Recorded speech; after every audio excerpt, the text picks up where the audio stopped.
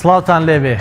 ئەمجار بە کۆمەڵێ بەرگە و بابەتی نوێی ئابووری لە جیهانەوە تا کوردستان هاتوونەتە خزمەتتان لە بەرنامەی ژێرخان.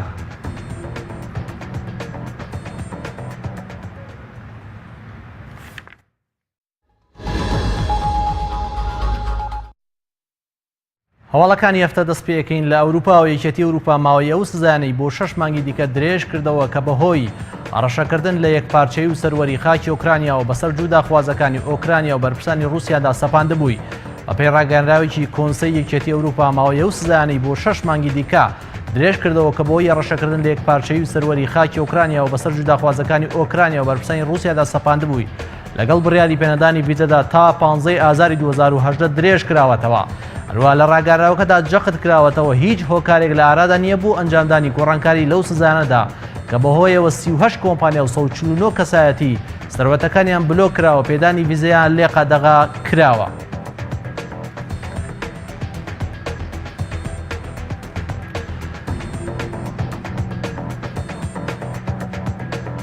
هێشتا زۆر بڕیار لەسەر درێژکردنەوەی ڕێکەوتنامەی ئۆپیک بدرێت. وەزیری نەوتی کوێیت عیسام مەرزوقی ڕاگەیاند هێشتا زۆر بڕیار لەسەر درێژکردنەوەی ڕێکەوتنامەی ئۆپیک بۆ کەمکردنەوەی بەرهەمهێنانی نەوت بۆ دوای مانگی ئاداری ساڵی 2018 بدرێت. ڕاشیگەیان لە ئێستادا هەموو سیناریۆکان خراونەتە ڕوو. یەکێک لەو سیناریۆیانە ئەوەیە ژمارەیەک وڵاتی دیکە لە دەرەوەی ئۆپیک پابەندی ڕێکەوتنامەکە بکرێن. مەرزوقی ئاماژەی بەوەژە لەوانەیە لە ناوەڕاستی مانگی ئاداری ساڵ 2018 ئۆپیک کۆبوونەوەیکی نائاسایی ساز بکات ئەگەر وڵاتانی ئەندام لە ڕێکخراوەکە لەبارەی درێژکردنەوەی ڕێکەوتنامەی کەمکردنەوەی بەرهەمهێنانی نەوت نەگەیشتە ڕێکەوتنەوە لە مانگی تشرینی دووەمی داهاتوودا ئۆپیک کۆبوونەوەی دیکە ساز دەکات. وەزیری وزە و پیشەسازی قەتەر محەممەد بن ساڵح سادە ڕایگەیاند کە سەرباری ئەو گەمارۆیەی بەسەر وڵاتەکەیاندا سەپێنراوە قەتەر بەبێ دواکەوتن سەرجەمبارەکانی نەوت و غازی ڕادستی کڕێرانی کردووە.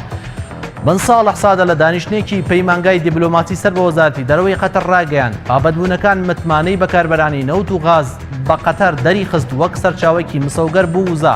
وەزیری وزە و پیشەسازی قەتەر ئاماژەی بەوەشدا ئەندامانی ڕێکخراوی ئۆپیک و بەرهەمهێنانی نەوت لە دەرەوەی ئۆپیک لە بەڵێن و پابەندبوونەکانیان بە ڕێکەوتنامەی کەمکردنەوەی بەرهەمهێنانی نەوت سەرکەوتوو بوون. ناوبرا گوتیشی پێویستە پلانێک بۆ جێگیرکردنی نرخی نەوت لە بازاڕەکانی جیهان بۆ دوای مانگی ئاداری ساڵ 2018 دابڕێت کە ئێستا کاتەکەی گونجاوە. لە عێراقەوە کۆمپانیای ڕۆیاڵ دەچ شێڵ هەوڵ دەدات پشکەکانی خۆی لە کێڵگەی مەجنونی باشووری عێراق بفرۆشێت و عێراقیش ئامادەکاری دەکات بۆ کۆتایهێنان بە دەرچوونی ئەو کۆمپانیایە. ئاژانسی هەواڵی ڕۆیتەرز بڵاوی کردووەتەوە جەبار عەلی لوعایبی وەزیری نەوتی عێراق لە نامەیەکدا بۆ کۆمپانیای شێڵ کە بەرواری 23 ئابی ڕابردوو بەسەرەوەی ڕەزامەندی دەربڕیەوە بۆی کۆمپانیاکە لە کێڵگەی نەوتی مەجنون کە دەکەوێتە نزیک شاری بەسرا دەربچێت کە ساڵی 2014 دەستی بەکارەکانی کردووە. لوعایبی ڕاگەیاند ئێمە ڕێز لە بڕیاری ئێوە دەگرین بۆ وەرگرتنی ڕەزامەندی بۆ کۆتایی هێنان بە بەرژەوەندەکانی بەرەپێدانی کۆمپانیای شێڵ پەترۆلیۆم لە عێراق لە کێڵگەی مەجنون. سێبەرپرسی عێراقی و ئەندازیارێکی باڵای عێراقی کە لەگەڵ شێڵ لە مەجنون کار دەکەن ڕاستی و دروستی نامەکەیان پژڕاست کردوێتەوە. دەینە هەرێمی کوردستان و لە کۆمپانیای DNOی نەرویجی ڕایگەیاند زیاتر لە 75 ملیۆن دۆلاری وەکو شایستەدارایەکانی مانگی حوزەیران کۆمپانیەکە لە حکوومەتی هەرێم وەرگرتووە. DNO نەرویجی لە ڕاگەیاندراوێکدا ئاشکرا کرد کۆمپانیەکە 75 ملیۆن و 34 هزار دۆلاری شایستەدارەکانی مانگی حوزەیرانی لە حکوومەتی هەرێم وەرگرتووە. وەرگرتنی ئەو پارەی لە بەرامبەر کارەکانی کۆمپانیای ناوبراوە لە کێڵگەی نەوتی تاوکیە کە ئەو کۆمپانیایە و بەرهێنانی تێدا دەکات. کۆمپانیای DNO ئاماژەی بەوە کردووە ئەو شایستەداراییە لە نێوان خۆی و کۆمپانیای گەنەڵ ئینێرژی هاوبەشدا دابەش دەکرێت. DNO یەکێکە لە کۆمپانیا بەرهەمهێنەرەکانی نەوت لە هەرێمی کوردستان و بەرهەمی ڕۆژانەی نزیکەی 69,000 بەرمیل نەوتە. لەم ساڵیشدا ئاسی بەرهەمهێنانی کۆمپانیاکە بە ڕێژەی زیاتر لە 5% بەرز بووەتەوە. هەواڵەکانی هەفتەتان پێشکەش کرا.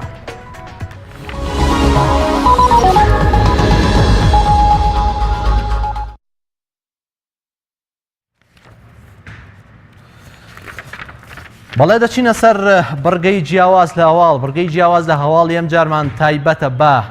آیفۆن X کە بەرزترین ڕیکۆردی نرخی لە ئاستی ئایفۆنەکانی دیکەی واتە بەرەمەکانی دیکەی ئایفۆنە تۆمار کردێمە ئینفۆگرافیەکمان لەو بارەیەوە ئامادەیە.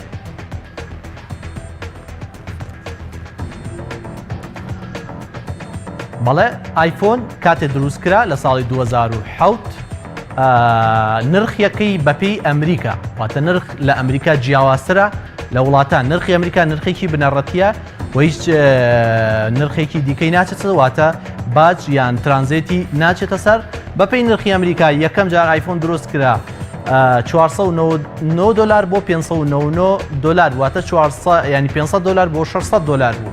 لە بەرزترین ئاستا 600 دلار بووە. ئایفۆنی 3G دوای ئەوە کە هات نرخەکەی کەمی کردواتە لە نێوان 199 دلار بۆ 299 دلار بوواتە 300 نزیکەی 300 دلار. ئایفۆنی 3GS هات دوای ئایفۆنی 3G نرخەکەی بە هەمان شێوە وەکو خۆی مایەوە هاوکات ئایفۆنی 4یش هەر لە هەمان نرخدا مایەوە واتە 199 دلار بۆ 299 دلار. بەڵام ئایفۆنی 4S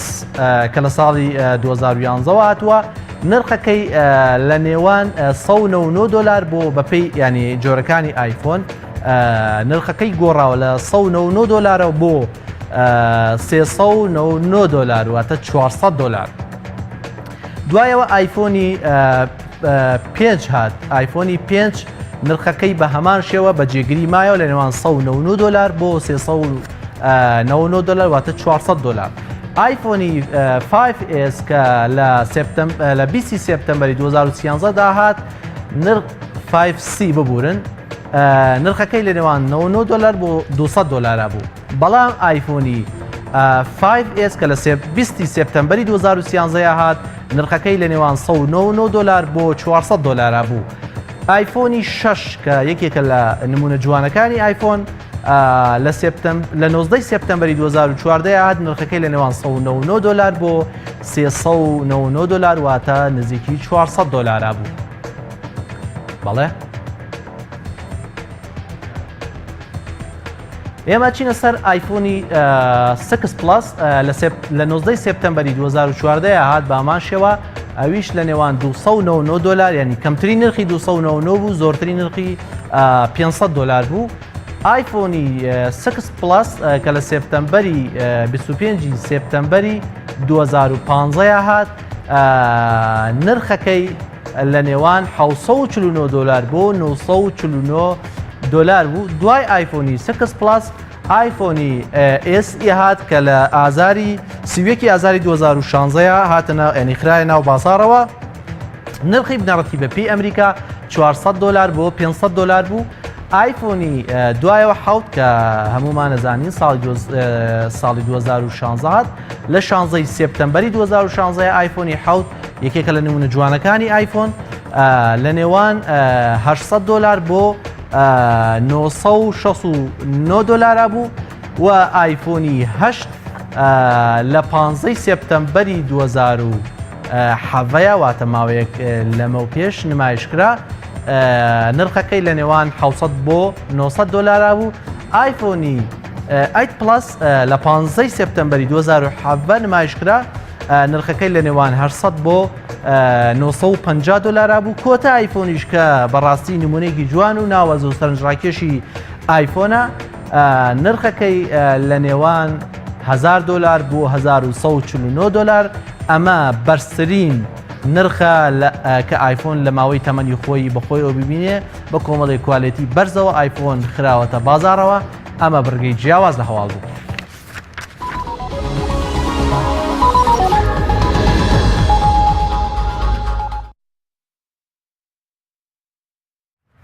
بەڵێ بەڕێزان هەرێمی کوردستان لە قۆناغێکی هەستیاردا تێپەڕێت. کاریگەریەکانی ئەم قۆناغا بە دڵنیایە و لەسەر ئابووری هەرێمی کوردستان زۆر گەورەن. ئێمە لەگەڵ بەڕێز پرۆفیسۆر دکتۆر محەممەد ڕەئوف پرۆفسۆری ئابووری گفتوگویەکی تێروستە سەر لەبارەی ئابووری هەرێمی کوردستان پێش ڕیفراندۆم و دوای ڕیفراندۆمەکەی ناوکات چیشە خێنە سەر دۆخی ئابووری هەرێمی کوردستان. بەڕێز پرۆفیسۆر زۆر بەخێر بۆ ستۆدیۆی شێرخان. سپاس بۆ تۆش. خۆتان نەزانن دۆخی هەرێمی کوردستان دۆخێکی زۆر هەستیار و مێژوویدایە. ئابوووریەکەی لەسەر و هەموو شتێکە و لەژێ کاریگەری تەسیراتی ئەم دۆخەدایە. هەڵسەنگانی گشتی تۆ بۆ ئەم دۆخە چییە؟ بڵێ سەرەتا سڵاو لە بینەرانی بەڕێز.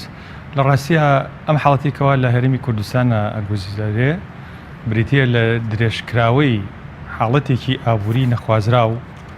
کە پێشتر نەئەبینرا. یعنی و کۆڵە سەرقاپێکی خراپەوە سەر بەهۆی چیەوە بەهۆی ئەو پارە ئێجگار زۆر و زەوەندی کەوا لە بەغاوە بۆمانە هات یعنی هەنێک کەس ناوی ئەنێ فترەی بوژانەوەی ئابووری بەڵام لە ڕاستیە فترێ بوو کە نەخۆشیەکان لە ناوە هەبوون بەڵام دەرنەکەوتون وەکو چۆن لە هەر حاڵەتێکی نەخۆشیە خەڵکێک کە تووشی نەخۆشیەکە بێ کە میکرۆ بچێتە لەشیەوە ئەوە ئیشی خۆیەکە بەڵام ئەوکە پێڵن فترەی حەزانەی پێڵێن بە زمانی پزیشکی زمانی طبی دواتر حاڵەتەکە دەرەکەوێت کە زۆر ینی کۆڵێ نەخۆشیەکە پەرە سەنێت و وا کات کە ئاعرازەکانی دەرکەوێت لە ڕاستیە هەرێمی کوردستان پێشتریش هەر ئابوووریەکەی نەخۆش بووە ئابوووریکی ناتەندروست بووە ئەوش ینی هۆکارەکانی زۆرن بەشێکی زۆری ئەگەڕێتەوە بۆ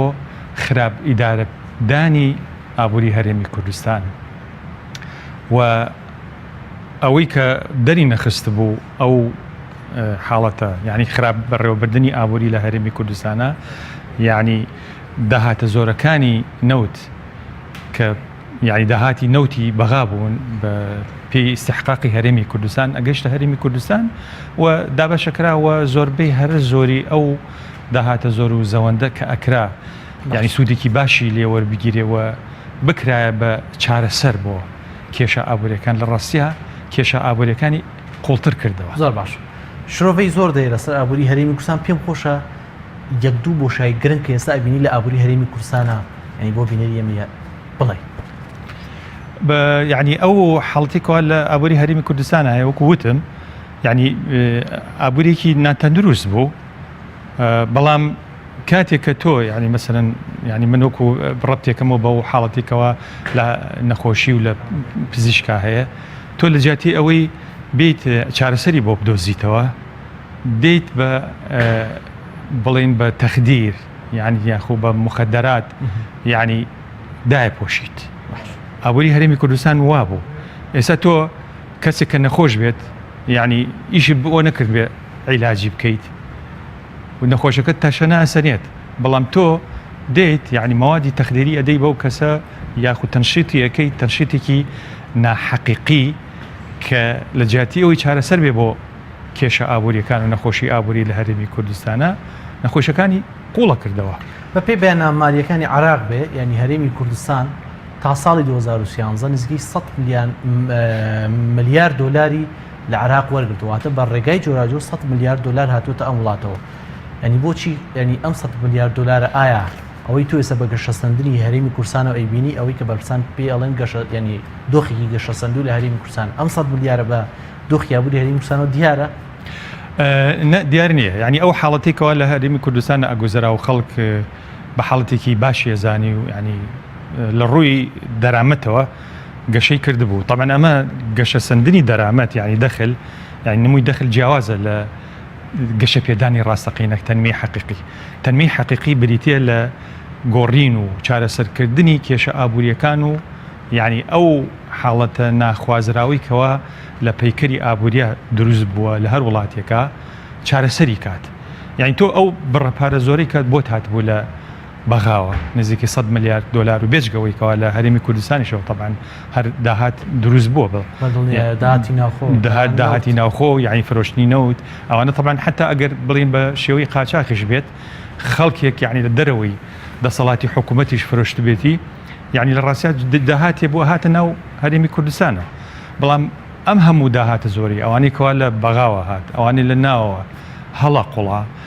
ئەکرا یعنی زۆر ڕۆڵی باش ببینێ لە گەشە پێدانی ڕاستەقینەی ئابووری لە هەرێمی کوردستانە بەڵام بەداخەوە لە جیاتی ئەو ئیشە بکات حاڵەتەکەی خراپتر کرد یعنی نەخۆشی ئابوووریەکانی زیاتر قوڵ کردەوە زیانی گیان بە هەرێمی کوردستان یعنی وەکوە تۆ لە جیاتی ئەوی ئەو پارەیە بەکاری بێنی لە گەشە پێدانە بەکاری هێنا لە زیاتر داتەپاندنی هەرێمی کوردستانە بەوەی ئابووری هەرێمی کوردستانە کرد بە ئابوووریەکی ڕێعی بە تەنها ئەو پارانە بەکار بێنە لەوەی کەوا ببێت بە پارێک بۆ بەکاربردن بەکاربێنێت بەڵام کاک تۆ لەسە بینی خۆ بینای شارستانێت بوون منە لە ڕێگاوبانە بوون منە باڵەخانەی گەورە و سۆپەرمارکێتی گەورە و ینی زۆر جا بەرپرسانی دەسەڵات ئەم قسانە ئەڵێنەوە ینی بۆ نمونە وەبەرهێنانی نەوتە ینی فراوانبوونی وەبەرهێنانی نەوتە لە هەرێمی کوردستان ئایا بەڕای تۆ ئەمانە بنەمایەکن بڵێن ئابووری هەرێمی کوردستان ئابووریەکە کە توانێت بینای ئابووری دەوڵەتی لەسەر بنیاد بنرێ ئەوەی کە هەیە طبعاً ڕێگاوبان لە ڕاستیا ڕۆڵ ئەبینێت یعنی ڕۆڵی باش ئەبینێت بەڵام ئەوانەی تری دروستکردنی بینا و مۆڵ و ئەم نەو عشتانە ڕنگدانەوەی باش ناگەێنێت بە تایبەتی لە ئابووریەکی ڕێژی وەکو ئێمە یعنی بگرە ئەبێتە زیاتر ساختکردنەوەی کاڵای بیانی لە ڕێگەی ئەو نوع بینایانە و دروستکردنی مەراکیزی تیجاری و حتا دروستکردنی باڵەخانە یعنی ئەمانە یعنی ڕاستە یعنی ئەچێتە بواری سەرمایە گوزاریەوە بەڵام سەرمایە گوزاریەک ناکە بە تەواوەتی ڕۆڵی باش ببینێ لە گەشەپێدانی ئابووری و بەگەڕخستنی دەستی کار و زیاتر خۆشگوزارانکردنی وڵات و ئاعتیمادکردنە سەر بەروبوومی ناوخۆی وڵات کە وا بکات دەرامەت لە ناوە هەڵقڵێ و لە ناوەشا بسۆڕێتەوە. کاکتۆر ئێستا زۆرێک لە خەڵک ینی کە ڕەنگە بەدیار من تۆ ینی دانیش من زۆر قسە لەسەرەوەکەن بۆ نمونە ئێستا ئێمە لە چیمان کەمە لە ڕووی اقتصادیەوە ینی ئێمە لە چیمان کەمە کە ئەڵێن ئابووریکی فشەڵ و خراپمان هەیە ئێمە لە هیچمان کەم نییە لە ڕووی مەواریدەوە یعنی لە ڕووی سەرچاوە ئابووریەکانەوە تۆ سەیری هەرێمی کوردستان بکە یعنی سەرچاوەیەکی سروشتی ئێجگار دەوڵەمەندی هەیە یعنی بە کانزاکانەوە بە نەوتەوە بە مەعادنی ترەوە بە زەویەوە بە ئاوەوە هەموو سەرچاوی سروشتی کە پێویست بکات یعنی لە وڵاتێکە یعنی مساعدەی گەشەپێدانی ئابووری بکات لە هەرێمی کوردستانە هەمانە سەرچاوێکی مرۆیی باشمان هەیە و حتا سەرچاوی دارایی باشمان هەبوو ئەوەی یعنی کێشە بوو لە هەرێمی کوردستانە خراپ ئاراستەکردن و بەکارهێنانی ئەم سەرچاوە ئابووریانە لە جیاتیەوەی ڕۆڵ ببینێ لە گەشەپێدانی ئابووریا ڕۆڵ عکسەکەی بینی ڕۆڵێکی بینی لە داتەپاندنی ئابووریا وای کرد هەرێمی کوردستان ببێتە ئابووریکی ڕێعی ئاعتیمادی سەرەکی بکاتە سەر فرۆشتنی نەوت و هاوردەکردنی کاڵای بیانی وەکوڵێ ئەو پارانە بوو بە بەڵقی سەر ئاو ئیسفادە لێ نەکرد لەوەی کەوا تەجسیدی کەی لە یعنی بڕین سەروەتی مادیە سامانی مادی یعنی ئەو سامانە سروشتیە کە بوو بە پارە و بوو بە سامانی دارایی نەهاتی بەرجەستەی کەیت لە سەرچاوی مادیە نەهاتی بەرجەستەی کە لە گەشەپێدانی مرۆیە کە ڕۆڵ ببینێ لە گەشەپێدانی ڕاستەقینەی ئابووری وڵاتە عکسەکەی دروست کرد یعنی سەرچاوی سروشتەکانە یعنی بەکار نهێنا بە باشی یعنی سەرکە ئەمە سەرچاوی ئاویمان هەیە سەرچاوی کشتتوکاڵیمان هەیە ئەمانە لە جیاتی تۆ ئەو پارەیە کە لە نەوتەوە بەکاری هێنا دەسەکەوت لە ڕێگەی فرۆشتی نەوتەوە بەکاری بێن لە گەشەپێدانی ئەو سەرچاوە سروشتیانە بۆی کە ڕۆڵ ببینێ لە گەشەپێدانی ئابووریا لە جیاتی بەکاری بێنی لە گەشەپێدانی مرۆیە کە مرۆڤێکی مەسەرەن خاوەنتوانە و بەرهەمدار و ئینتاجی بەرز دروستیکەی نە عکسەکەی دروست کرد سێرکە ئەو هەموو سەرچاوە مرۆیمان هەیە وەکەوەی هیچمان نەبێت زۆر بەهرە زۆری واتە خاڵی گەژمەیتیانی ئابووری کوردستان وڵی ینی نایبینم بە تایبەتی بەهۆی ئەو ئیدارە پێدانە هەڵەیە کەوا هەیە لە هەرێمی کوردستانە کە ئەوش ئەگەڕێتەوە بۆ ئەوی کەوامە دەسەڵاتێکی خەمخۆرمان نییە و دەسەڵاتێکی ناشارەزامان هەیە بۆ بەڕێوەبردننی ئابووری بۆ خزمەتگەاندن بە خزمەتی گشتی لە هەرێمی کوردستان تۆرە بوو ئەم دەسەڵات چی بکاکەنی کردووە ئەم دەسەڵاتە هیچی پێ ناکرد لە ڕاستیا چکە تۆ دەسەڵاتە بۆچیە لە ڕاستیا دەسەڵات یعنی مەسەن جیهەتێکە سوڵتەیەکی عامە ئەبێ ئیش بکا بۆ خزمەتی گشتی یعنی ئیش بۆ خەڵکە بۆ خۆی نەکە مۆزەفە یعنی دەسەڵات یعنی سوڵتە لە هەر وڵاتێکە بیگریت جیهەتێکی گشتیە مۆزەفن یعنی تۆ بەکاریانێنی یعنی کۆڵ تەفیزیانەکەیت ڕێگان پێ دێتکەوە ئەو سەرچاوە گشتیانی کەوا هەیە ئاینخیتە بەردەسی بەو پێ ئەوانە خەڵکێکی ئەمینن ئیشەکەن بۆ صالحی عام بۆ خزمەتی گشتی بەڵام لە هەرێمی کوردستانە ئەوەی کەوا پێوترێت دەسەڵات یعنی وکۆڵە فەلسفەی دەسەڵاتداری ڕاستەقینە نابینێت دەوڵەتداری ڕاستەقینە ناکەن لەبەرەوە هیچیان لێ سەوز نابێت یعنی تۆ چاوەڕیشتی باش مەکە لەم جۆرە دەسەڵاتە ئیلا ئەوەی کەوا دەسەڵاتەکە بگۆڕێ اینجا تۆ توانیت یعنی مثلەن ئەو خەڵکانە کە دەسەڵات یعنی دەسەڵاتی ڕاستەقینن ئیشە ڕاستەقینەکەی خوان بکەن ببن بە مۆزەفی گشتی بۆ صالحی ئامیش بکەن خەڵکێکی زۆر یعنی ئێستا گلەی لەسەرەوە هەیە تەنانەت پێش ئەم دەستکاریکردنی موچی فەرمانبەران پاشکەوتکردنی موچی فەرمانبەران ینی خەڵک زۆر هەست بەوەکە ینی دابەشبوونی ینی پارە لە نێوان هاوڵاتیان چ بە خزمەتگوزاری بێت چ بە موچە بێ ینی بە شێوەیەکی یەکسانیەتان ئەو دابەشبوونەش ینی یەکسانیە لە نێوان هاوڵاتیانە بۆ نمونە مۆزەف هەیە پێش ینی ئەم ینی قەیرانەکە بێت ینی پارێکی باشی لە حکومەت وەرگرتووە وەزیفەیەکی کەمیان ژانداوە لە کاتێکدا خەڵکێک کە هیچ مستەفید نەبوو لە حکومەت تەنان بە خزمەتگوزاری کەمیشەوە تۆش ئەم شێوەی وا ئەبینی خۆی لە ڕەسیا یعنی مەسەرەن لە هیچ وڵاتێکە حتا بۆ وڵاتانی کە ناویخوانە وڵاتی کۆمونیستی سۆسیالیستی یعنی شتێک گنیە یەکسانی دەرامەت یعنی لێرە ئەوە عەدالەت تەحقیق نابێتەوە مەسەن خەڵکێکی بەتوانە ئیشێکی گەورەکە ئیشێکی زۆر گرنگە کات ئیشێکی قورسەکات تۆ ینی ئەوەندە دەرامەتی دەستکەویا خۆ پارێ بدەیتێکەوە کوێکێکی تەمەڵ و ئیش نەکەڕ ئەم نەوەشتانە طبعا عەدالەت نییە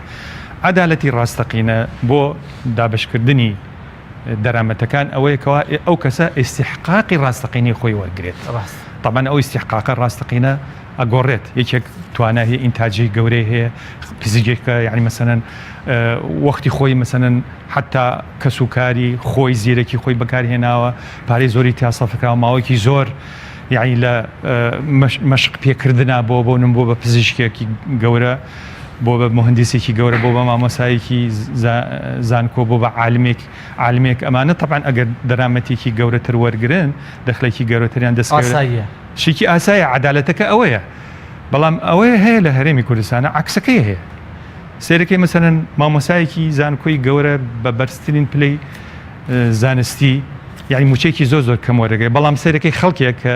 هیچ توانایەکی نییە دەستی گرتۆ بەسەر سەرۆت و سامانە بیرە نەوتی هەیە لەوانەیە بە ڕۆژی ملیۆنی دۆلاری دەستکەوێت بەڵام مامۆسایەک یان پزیشکی لێ هاتوو یان خەڵکێک کە ئیستیحقاقی خۆیەتی ئیشێکی قورسی شەکە هیچی دەست ناکەوێت لە چاوان پرۆفیسۆری لە بواری ئابووریە ئەمە بەچی وەسفەکەی وەڵامە یعنی ئەو پەڕی نەعەدالەتیە یعنی مەسەلەن ئەوە یعنی مەسەلەن جیهاتی معنایە جیهەتێک ئەم وڵاتە ئەبا بەڕێوە لە ڕاستیە دوورە لە هەموو پرەنسیپە ئابووریەکانیش طبعا پرەنسیپی ئابووری یعنی ئەو خەڵکانی وەکوتم دەگمەنن ئەبێ یعنی مەسەن ڕێعی زۆر وەرگن پارەی زۆر وەرگن کەچی سەیرەکەی شەکە عکس بۆتەوە ئەو خەڵکانێت دائیمەن مەسەلەن سەیرەکەی دەستی کاری ناکارامە پارێکی کەمتر وەرەگەی خەڵکێکی کارامە کە نودرتی هەیە پارە زۆرتر ئەمە طبعا هینە یعنی ئەمە زانستی ئابووریە جا دائیمەن شتە دەگمەنەکان ئەو خەڵکانی کە دەگمەنن یعنی مەسەلەن یعنی ئیشەکانیان زۆر دەگمەنە مهمە یعنی ئیشی زۆر تیا کراوە ئەو خەڵکانەکەەوە لە چوارچێوەی ئەو خەڵکانە ینی بەرجەست بە توانایەکی فکری زەینی عەزەلی گەورەیان تیا بەرجەستە بووە ئەکی دەبێ ئیستیحقاقێکی باش وەرگرن بەڵام ئەوەیە لە ئارێمی کوردستانە وەکوتم شتەکان قڵب بۆتەوە عکس بۆتەوە یعنی لە جیاتی ئەو خەڵکانە یعنی مەسەن ئیستیحقاقی ڕاستەخینەن ئەوەیە کە دەرامەتێکی زۆریان هەبێت کە وەکوتم بەرجەستەکردنی عەدالەتە سێرەکەی دەخلێکی زۆر کەم وەرەگرن یعنی بوون بە خەڵکێکی هەژار ئەوانەی کە هیچ نین یعنی کراون بە خانەنشینی پلەبەرزی سەربازی یاخۆی کراون بە مۆزەفی ئیداری گەورە کە لەوانەیە ڕۆژە لە ڕۆژانیش خزمەتی ئەم وڵاتیان نەکردبێت ئەمە کارەسات نییە بەڕاستی بە تەواوەتی کارەساتێکی زۆر گەورەیە جا لەبەرەوەی یعنی ئەم وڵاتی ئەمە خێری لێ نابینرێ لە ڕووی ئابووریەوە چاوەڕوانی شتی باش بەم ئابووری کارەساتبار ئێمە بەرەو ئەوەی کە بانگەشی بۆ کرێ بەرەو دەوڵەت هەچین تۆ خوێنەوەت بۆ ئەمە چییە؟ وڵات طبعا خۆی دەوڵەت چییە؟ دەوڵەت یعنی بڵین چارەسەرکردنی کێشەیە یعنی تۆ سەیری دروستبوونی دەوڵەت بکەیت دەوڵەت لە ڕاستیات دروست بۆ بۆچی؟ دروست بۆ چارەسەرکردنی کێشە کۆمەڵایەتی و ئابووریەکان کەوا هەیە بۆچی بۆ ئەوی کەوامە دوورکەوینەوە لە شەریعی غاب یاسای جەنگەڵ ئەوەیە کەوا کێ بەقوتە ئەویتر یعنی بچەوسێنێتەوە زوڵمی لێ بکاو بیکوژێت و نەیهێڵێت طبعا دەوڵەت دروست بۆ چارەسەرکردنی ئەم کێشانە بۆ ئەوی کەوا ئەو سڵتەیە کە بڵێن سڵتەی دەوڵەتداریە دیفاع لە کێ بکە دیفاع لە خەڵکە لاواز و فەقیرەکان بکە ئەوانەی بێدەسەڵاتن پەنابن بۆ دام و دەستگا دەوڵەتەکەن بۆی بیپارێزن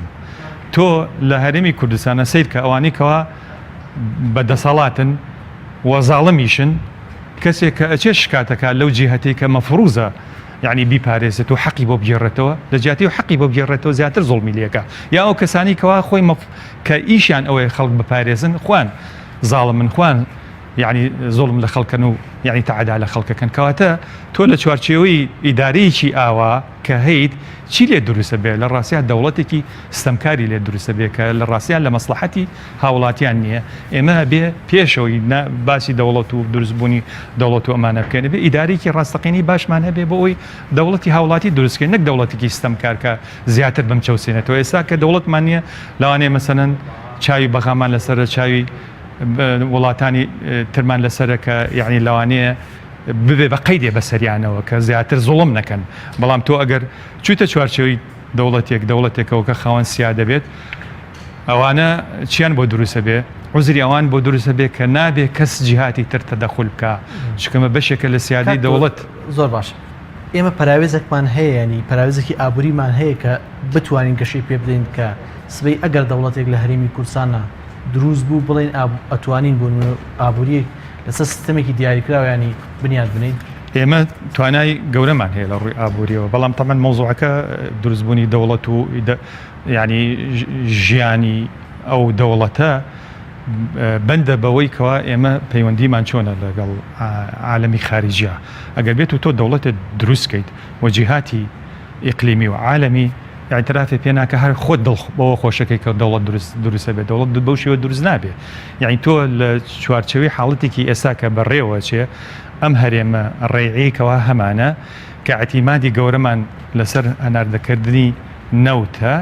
و ئەو پارێش کە لە نەوتمان لە نەوت بەدەستێنین لە هاڵگبانکی تورکایە کەواتە کلیلی ژیانی ئێمە بەدەستی تورکیا ئێستا یعنی ئەو دەوڵەتی کە ناوی ئەنێن دەوڵەت و دروستە بێ لە ڕاستیا دروستکردنی قوبڕوسێکی ترە بۆ تورکیا بەفعلی ێستا ینی تورکیا هەڕەشێکی گەورەکە نەنا من بڕوان بەوە نییە لە ڕاستیا لەسەرەوە هەڕەشەکە بەڵام لە ژێرەوە ڕێکەوتووە لەگەڵ دەسەڵاتی هەرێمی کوردستانە حتا ئەوەی کەوا تهدید دەکا بەوەی کەوا بڵێن جێشێنێتە هەرێمی کوردستانەوە بەو حسابەی کەوا ڕازی نییە دەوڵەت دروست بێنە ئەوە معاملەیەکە لەسەر هەرێمی کوردستانە کرێ بۆ دروست نەکردنی دەوڵەتی ڕاستەقینە لە هەرێمی کوردستانەوە دواخستنی دروستکردنی دەوڵەت ئەوەیەکەوە ئەوان یاعلانەکەن وەڵام ڕازی نین ئەوەی کەوا دەوڵەت کرێ لەبەرەوە سوپانیێرین یەن ئێرە داگیرەکەن و تەسلیمی تورکیا بێ هەرێمی کوردستان کەواتە ئێمە لە عێراقیاکە کە ئاعترافمان پێکراوەکەوە هەرێمێکی نیمچە سەربەخۆمان هەبێ و ئاعترافان پێکرێ بەهۆی عێراقشەوە ئاعترافی نێودەوڵەتی هەیە بەم هەرێمە لە ڕاستیە وردە ئەچیتە ناو باوەشی تورکیاوە ئەگەر موامەرەکە سەر بگرێت و لەو بڕایشم سەر نەگرێت ئەمەیە دروستکردنی دەوڵەت ئەگینا ئەگەر تۆ یعنی باکە نەبێ بە تورکیا باکە نەبێ بە دووەلی ئیقلیمی و بەم شێوەیە ئابوووریەکە و بەڕێوەبرادی ئەتیماد بکەیتە سەر هەناردەکردنی نەوت و پارەکەشێ لە تورکیا بێ ئەگەر تورکیا ڕاست بکات دژی ئەو دەوڵەتە بێ بە ماوەی مانگ ئەو خنکێنێت شکە تۆ نەوتەکە لەوە نێری پارەکەشی هەر لەوەیە کەواتە یەک مانگ پارە بۆ نێ لە تورکیاوە بە تەواتی ئەخنکێیت بەڵام من ئەڵێم ئەوەی کە ناوێنرێت دەوڵەت لە ڕاستیە ئەوەیە کە لەوانشی ئەعلان کرێ و ئێمە دڵی خۆمانی پێخۆشکەن بڵین ئەمە دەوڵەتە بەڵام ئەوە دەوڵەتی ڕاستەقینە نییە و ئابوووریەکەش بەم شێوە هەرە ڕات بەڵام ئەوەیە ئەچیتە باوەشی تورکیاوە لە عێراق ئەبچڕێیت و ئەچیتە باوەشی تورکیاوە زۆر باش ئەگەر ئەموو وڵاتانە کۆبوون لەسەرەوەی هەرێمی کوردستانیانی ئێمە خۆتزانین لەسەر دەریانین یان ناتوانین ڕاستەخۆیانی ببەستێنە بە ئەوروپایان قاڕێکی ترە و بازرگانی ڕاستەخۆ بکەین ئێمە بەدڵنیان بەپی ترانزەت ینی بازرگانیەکەین زۆر جا قسە لەسەر ئەوە کرێت کە هەرێمی کوردستان بەتایبەتی هەولێر بووەتە ینی سنتەری ئەبێتە سنتەرێکی بازرگانی ڕاستی کاک تووریانی ئەوەی خوێنەوەی بۆکەی بەتایبەتی دوای ڕێفراندۆ ئایا بەفیعلی ینی هەولێرە بێتە سنتەرێکی نوێی بازرگانی عالەمی طبعا ئەگەر بێت و دەوڵەت ینی بێباک بن و دەوڵەتێکی ڕاستەقینە دروستکەن و باکیان نەبێ بە تورکیا و بە عێراق و بە ئێران و بە وڵاتانی نێودەوڵەتی ئەوە دەوڵەت دروست نابێت لە ڕاستەیە وەکوتم هەولێریش نابێت بە سنتەری بازرگانی سنتەری بازرگانی پێویستی بە دەرامەت هەیە یعنی لە حاڵەتێکا تۆ ئەوە بیکەوە تەواو هەموو جیهاتەکانی ئاعترافی پێ بکەن ئیقلیم یعنی وڵاتانی چواردەوری ئاعترافی پێ بکەن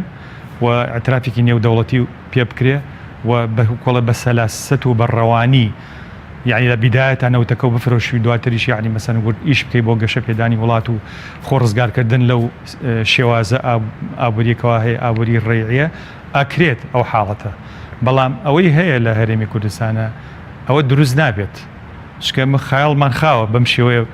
دەوڵەت دروستکەین کە هیچ جیهەتێکی عالەمی يعني اعترافمان دابڕانی هەرێمی کوردستان لە کۆمەلگای نێودەوڵەتی چ زەرێ بە ئابوووریەکەی ئەگەیەنێ ئەگەر ئەو ئیشە بکە ئەو هەنگاوە بنێت بەڵێ ئەو هەنگاوە بنێ وەکو وتم لە ڕووی ئابووری وەکو ئێستا ئەمێنینەوە یعنی ئەوە تورکیا ڕاز ناکە هەڵێ يعني مثلا من رازيني من أمانة يعني من همو جارك جوتو ما إيش اللي موا دصلات لهريمي كردستان نأونا نزانة نأونا أعزاشة ببي موافقتي تركيا كتو اقتصادك بطواتي ربط بو تركيا وكليلي أبوري تو جاني تو بدسي تركيا شكنا وتكل للري تركيا ورا باركشة شتا حالك بانكوا كوات تو همو أبوريكات يعني بستوته بتركيا وبوي بضيعيه يعني بمستعمريه للري ابوريه طبعا تركيا تواني هم شيء بيبكات يعني تركيا تواني بتخن كيني بلام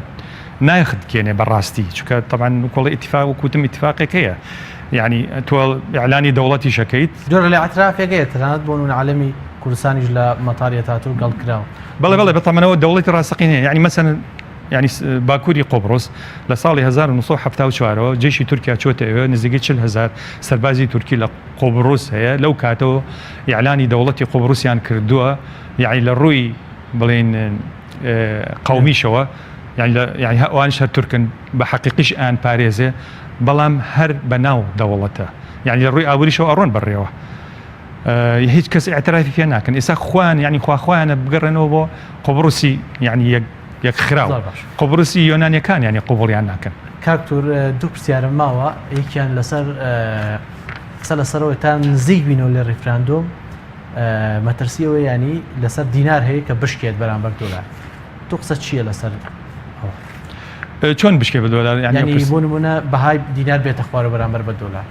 لا او ناتواني مثلا يعني شكاوا قريته بوشي بو او سياسه النخدي كوا بانكي نيوندي عراقيه بيروكريت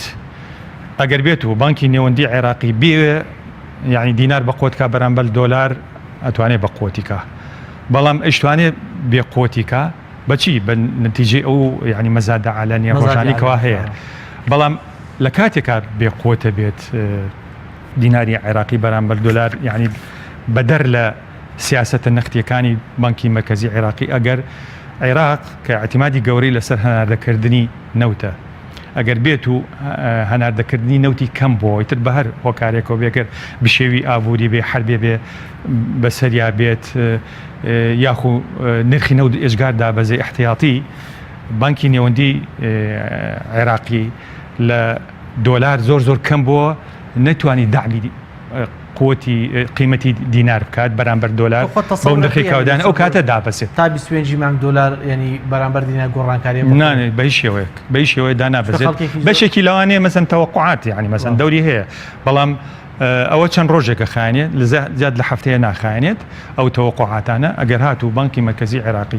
وكو بيويز دولاري خصه بازار ربو نرخ دي ثابتي كداين او بنكي مركزي عراقي وكو خويا منيت زار باشا كوتا بسيار ماكم كبيجبيني برستان وقت بروفيسوري ابوري بو ابوري دوي ريفراندوم اگر بكريت وكوتم يعني مثلا السيناريو كان مفتوحه برويشيا بري اوي كوا ايما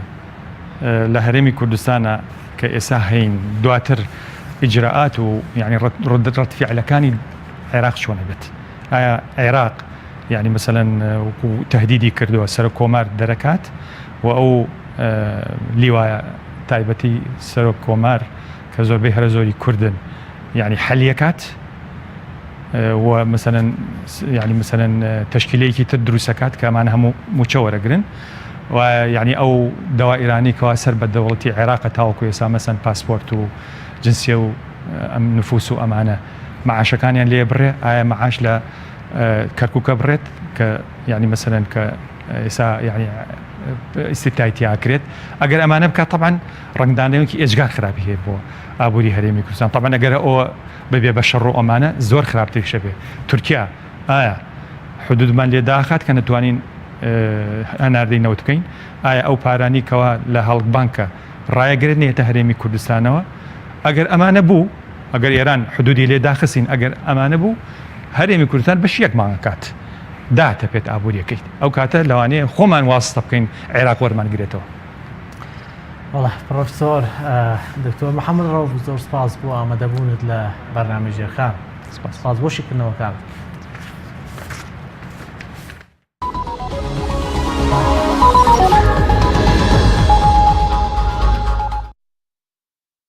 چارە نووساز لە بەردەم هەرێمی کوردستان و عێراقدا ماوە ئەوەش مەترسی ئەوەی لێکرێ کە نرخی دۆلاری داکشان نۆڵکشان لە نرخی دۆلار بەرامبەر دینار هەڵکشێت. هەتا ئێستاش نرخی دۆلار بەجێگیری بەرامبەر بە دینار ماوەتەوە کە لە دەوروبەری 126,000 دیناردایە. ئەمە دەرخسێ هەفتەی نرخی دۆلارمان ئامادەیە. ڕۆژی شەمە لاکردنەوەدا نرخی دۆلار 125,950 بوواتە بە کەمتر لە نرخی ڕۆژی یەکشەمە دەستی پێکردووە. ڕۆژی یەکشەمە لەکردنەوەدا نرخی دۆلار گەیشتە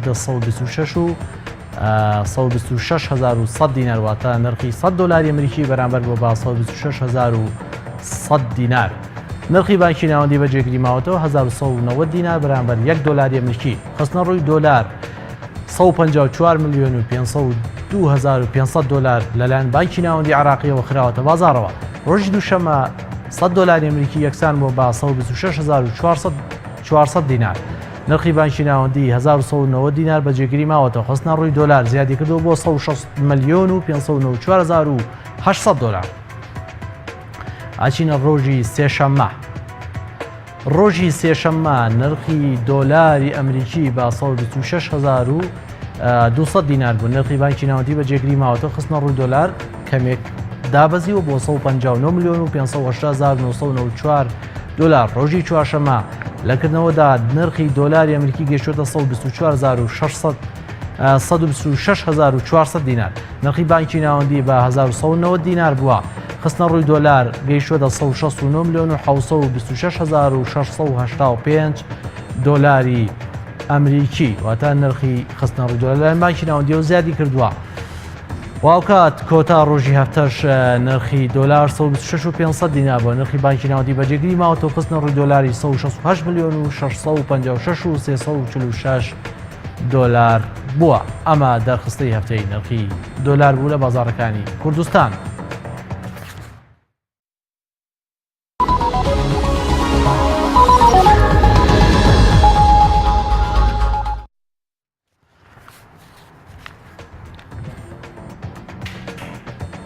پێشبینیەکان بۆ نرخی نەوت واوکات بەرهەمێنانی نەوت واوکات بەکاربردنی نەوت پێشبینیەکان زۆر ئاڵزن. بەڵام دەستگای زانیاری نەوتی ئەمریکا نوێترین پێشبینی خۆی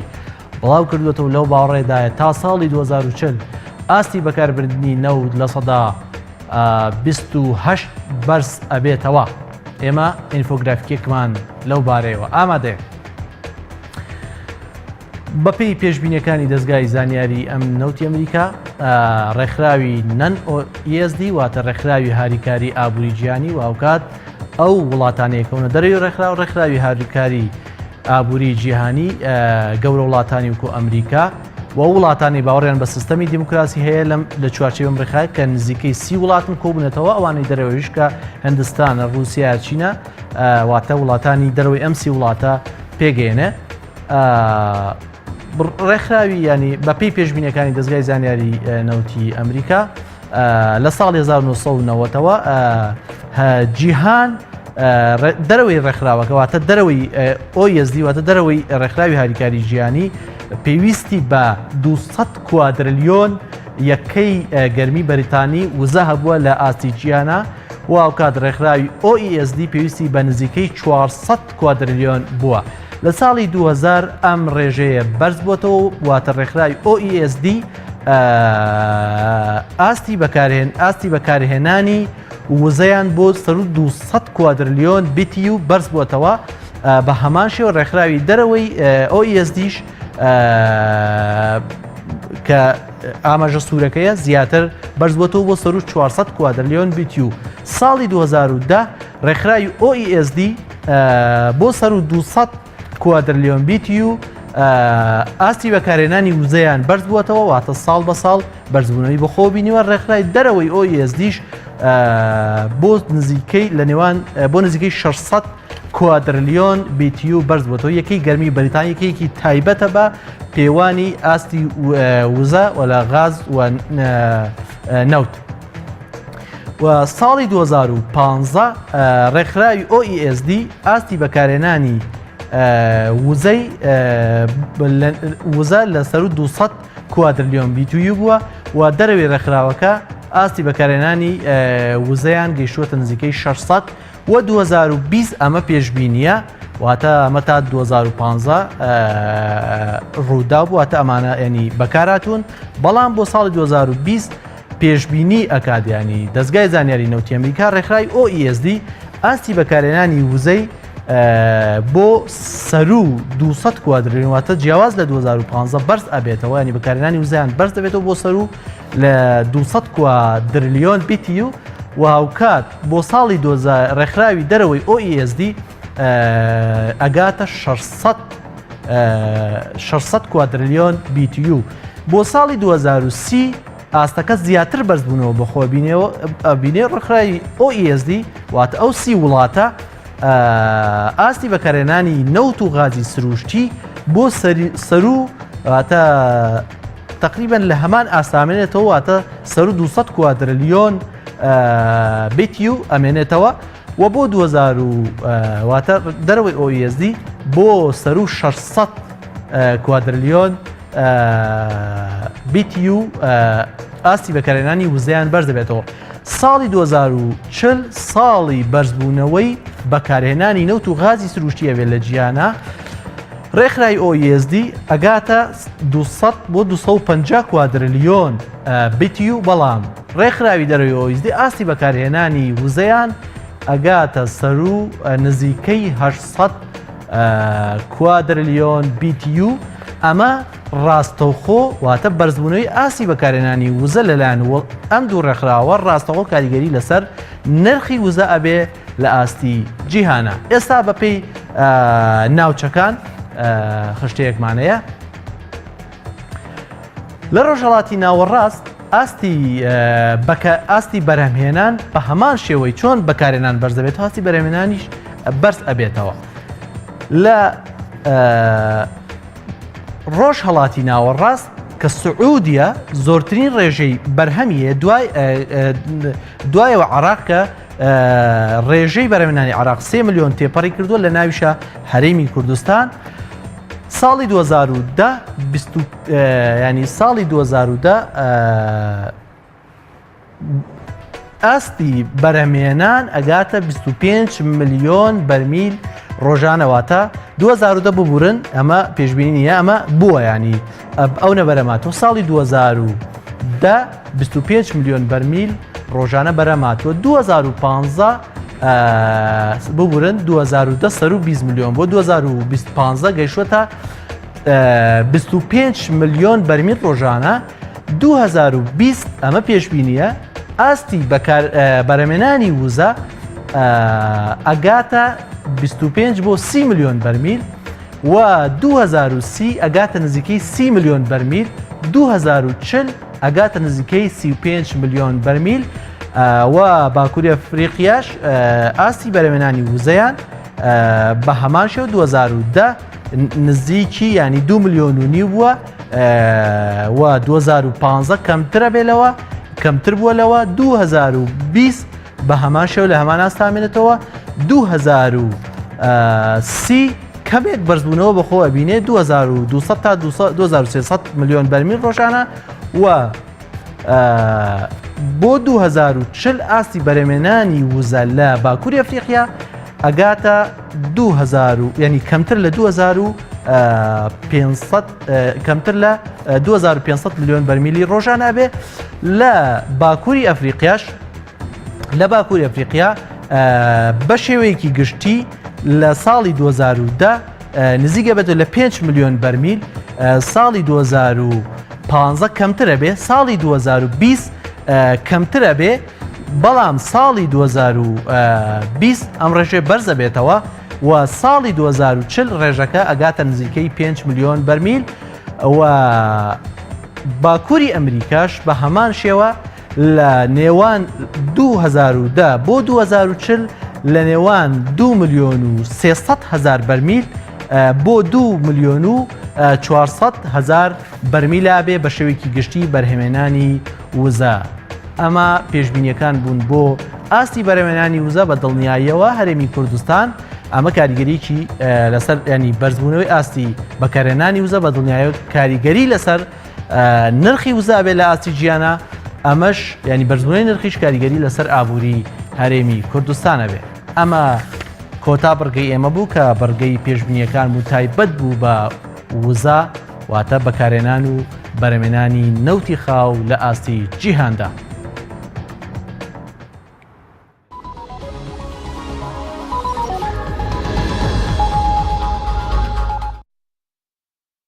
ئەمە بڕگە جیاوازەکانی بەرنامەی ژێرخان بوون تا بەرنامەیەکی تر خواتان لەگەڵ و کوردستانمان هەر ئاوادان بێت.